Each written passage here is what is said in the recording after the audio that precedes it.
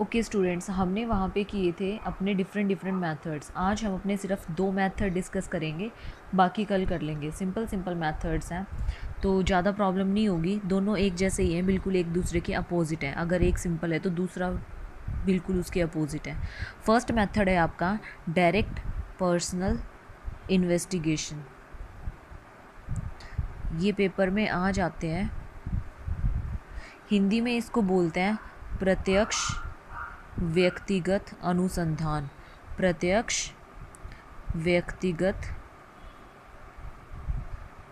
अनुसंधान।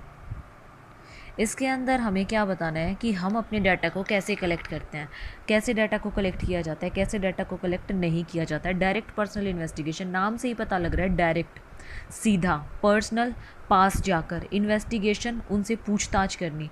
जब एक अनुसंधानकर्ता क्या करता है, अनुसंधान के लिए सूचना देने वालों से बिल्कुल प्रत्यक्ष और सीधा संपर्क करता है, उसे डायरेक्ट पर्सनल इन्वेस्टिगेशन कहते हैं। मैं फिर से रिपीट कर देती हूँ। प्रत्यक्ष व्यक्तिगत अनुसंधान विधि वह विधि है जिसके अंतर्गत एक अनुसंधानकर्ता आंकड़ों को एकत्रित करने के लिए सूचना देने वालों से सीधा संपर्क करता है। वह प्रत्यक्ष व्यक्तिगत अनुसंधान विधि कहलाती है। ये थी हमारी इसकी एक मीनिंग कि आपका डायरेक्ट पर्सनल इन्वेस्टिगेशन होता क्या है, प्रत्यक्ष व्यक्तिगत अनुसंधान होता क्या है। अब इसके बाद अब आपको इसकी क्या लिखनी है, उपयुक्तता। पहले मीनिंग लिख के उपयुक्तता। उपयुक्तता में फर्स्ट, डायरेक्ट। आप एक छोटे से शहर में ही तो जा सकते हैं ना, एक पर्टिकुलर पार्ट में ही तो जा पाओगे ना सीधा संपर्क करने के लिए, उनसे बातचीत करने के लिए, या फिर कहीं भी चले जाओगे उनसे बात करने के लिए, एक पर्टिकुलर एरिया में ही तो जाओगे ना। तो इसलिए इनका जो क्षेत्र होता है, जो एरिया होता है, वो क्या होता है, लिमिटेड। क्षेत्र जो होता है इनका वो होता है आपका सीमित, लिमिटेड एरिया। दूसरा क्या आता है आपका, जब आप खुद डाटा इकट्ठा करने के लिए जाओगे तो उसमें कहीं भी किसी भी तरह की जो आपकी मतलब होती है ना कि भाई झोल ना कर दे, कोई डाटा को चेंज ना कर दे, तो उस टाइप की कोई प्रॉब्लम नहीं होगी। तो आंकड़े कैसे होंगे, ओरिजिनल, मौलिकता होगी आंकड़ों में, मौलिकता। तीसरी चीज़, आपके जो आंकड़े होंगे वो आप गुप्त भी रख सकते हैं। अगर आपको किसी से गुप्त रखने हैं, बताना ना हो, तो वो गुप्तता भी हो सकती है, उसमें गुप्तता। फोर्थ, इसमें क्या होता है, शुद्धता अधिक होती है। क्यों होती है इसमें शुद्धता अधिक, इसमें शुद्धता अधिक इसलिए होती है क्योंकि आप इन्हें खुद जाकर इकट्ठा करते हो। संपर्क कैसा होता है, सीधा संपर्क होता है, सीधा पूछ के जब आप आंकड़े एकत्रित करते हो। जैसे आपके घरों में सर्वे वाले आते हैं तो आपसे पूछ के तो सारी चीज़ें लिख के जाते हैं, आपकी इन्फॉर्मेशन। तो ये सारी की सारी क्या है, आपकी सूटेबिलिटी है, उपयुक्तता। ये कहाँ कैसे उपयुक्त होता है। अब आती है इसके गुण। इस वाले मेथड के गुण क्या क्या हैं। फर्स्ट मेथड तो वही है, ओरिजिनलिटी मतलब कि इसमें जो है मौलिकता होती है, किसी भी तरह का कोई भी झोल, कोई भी चेंज डाटा के अंदर कोई भी इंसान नहीं कर सकता। दूसरी चीज़ एक्यूरेसी, जब आप खुद इकट्ठा करने के लिए जाओगे आंकड़ों को तो क्या होगी, शुद्धता तो होगी, कोई भी चेंज नहीं हो सकता उनमें। तीसरी चीज़ विश्वसनीय, जब आप आंकड़े खुद करोगे इकट्ठे तो विश्वसनीयता अधिक होगी, तो विश्वसनीय होंगे वो आंकड़े, आप इजीली उनके ऊपर विश्वास कर सकते हो। अगर किसी और इंसान ने किए हो एकत्रित तो विश्वास करना थोड़ा मुश्किल होता है, लेकिन जब इंसान ने खुद आंकड़े एकत्रित किए हैं तो इजीली क्या हो सकता है, विश्वास हो सकता है। चौथी चीज़, आप रिलेटेड इन्फॉर्मेशन, अगर आपको उनसे और भी कोई रिलेटेड इन्फॉर्मेशन लेनी होती है किसी और चीज़ से, तो वो भी आप क्या ले सकते हैं, संबंधित सूचना एकत्रित कर सकते हैं, संबंधित सूचना।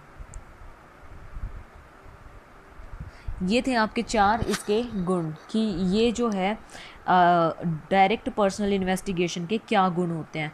अब आती हैं इसकी डीमेरिट्स, अवगुण। अवगुण क्या होंगे इसमें, सबसे पहले आपको घर घर जाकर पूछना पड़ेगा तो समय अधिक लगेगा आपका। दूसरी चीज़, आपको किसी ना किसी व्हीकल से भी जाना पड़ेगा तो खर्चीली होगी ये पद्धति। तीसरी चीज़, आपके पास जो क्षेत्र है वो सीमित है, उसको आपको बड़ा नहीं कर सकते। आप छोटा सा क्षेत्र है, एक लिमिटेड एरिया में जाकर ही आप सर्वे कर सकते हो। तो इसीलिए ये क्या हो जाएगा, सीमित क्षेत्र। ये भी इसकी एक क्या है, लिमिटेशन है, क्योंकि इसमें एक सीमित क्षेत्र तक ही हम रह सकते हैं। और क्या होगी, खर्चीली होगी। अगर किसी को कोई जानता हो और मैं जैसे किसी को जानती हूँ और मैं वहाँ पे सर्वे करने के लिए गई, तो मैं अपने जान पहचान वालों की इन्फॉर्मेशन जो ठीक होगी उसमें कुछ चेंज भी कर सकती हूँ ना, ताकि उनका फ़ायदा हो जाए। तो इसमें क्या होती है, पर्सनल बाइजनेस होती है, पक्षपात होता है, इंग्लिश में बोलते हैं बाइजनेस, पक्षपात। तो ये था हमारा पूरा का पूरा डायरेक्ट पर्सनल इन्वेस्टिगेशन। स्टूडेंट्स, अगर किसी को समझ ना आए तो प्लीज़ बता देना, क्योंकि इम्पॉर्टेंट है ये चीज़ें और बहुत ईजी हैं। अब अगला मेथड हमारे पास आता है indirect oral investigation. Indirect oral investigation के अंदर हमारे पास क्या है, इस मेथड का नाम है इनडायरेक्ट ओरल इन्वेस्टिगेशन। हिंदी में इसको बोलते हैं, जैसे वहाँ पे प्रत्यक्ष संबंध था ना, तो यहाँ पे क्या होता है, अप्रत्यक्ष होता है। ओरल का मतलब क्या होता है, मौखिक। अप्रत्यक्ष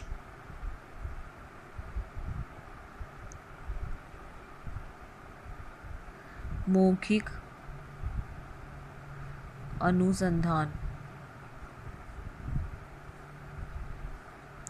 अप्रत्यक्ष मौखिक अनुसंधान। इसके अंदर हम क्या करते हैं, इसके अंदर हम अप्रत्यक्ष रूप से संबंध रखने वाले व्यक्तियों से, जैसे आप किसी के पड़ोस में रहते हो तो मैंने किसी उस दूसरे इंसान की जानकारी आपसे निकलवाई है, मतलब आपसे पूछा है कि वो बंदा कैसा है। जैसे शादियों के लिए निकलवाते हैं, डायरेक्ट उस पर्सन से तो नहीं पूछते ना, हम पूछताछ कर सकते हैं। तो पास पड़ोस में जाके क्या पूछते हैं कि ये बंदा कैसा है, कैसा नहीं है, उसके घर परिवार के बारे में पूछते हैं। तो ये सब चीज़ें क्या होती है, डायरेक्ट ओरल इन्वेस्टिगेशन होती है, जिससे हम ओरली पूछते हैं। और ऐसे लोगों को क्या कहा जाता है, साक्षी कहा जाता है, विटनेस कहा जाता है। जैसे आपका कोई भी कोर्ट में केस चल रहा है तो आप क्या करोगे, गवाह बना लेते हो। वो गवाह आप क्या करते हो, उसे पूछताछ करते हो, डायरेक्ट ओरली पूछताछ कि वो कैसा बंदा है, वैसे वह काम कर सकता है, नहीं कर सकता। तो ये सारी चीज़ें आपकी ओरल पर्सनल इन्वेस्टिगेशन के अंदर आती हैं, डायरेक्ट इनडायरेक्ट ओरल इन्वेस्टिगेशन के अंदर। अब इसकी जो सुटेबिलिटी है वो कहाँ कहाँ होगी, सुटेबिलिटी उपयुक्त कहाँ कहाँ होगा, ये जहाँ पे बहुत ज़्यादा वाइड एरिया हो, मतलब एरिया जो हो वो असीमित हो, जिसमें कोई सीमा न हो। तो आप कहीं भी जा सकते हैं, नहीं तो सीमित क्षेत्र में ही आपको जाना पड़ेगा। दूसरा, जिसका कोई प्रत्यक्ष सूचना देने वालों से प्रत्यक्ष संपर्क संभव ना हो, जो आपके क्या कांटेक्ट में ना आ सके, उस पर्सन से पूछेंगे। नहीं तो वो क्या कर देगा, जिसके खिलाफ वो गवाही देगा उसको धमका धुमकू के, उसको मार पिटाई करके कुछ भी बोल सकता है।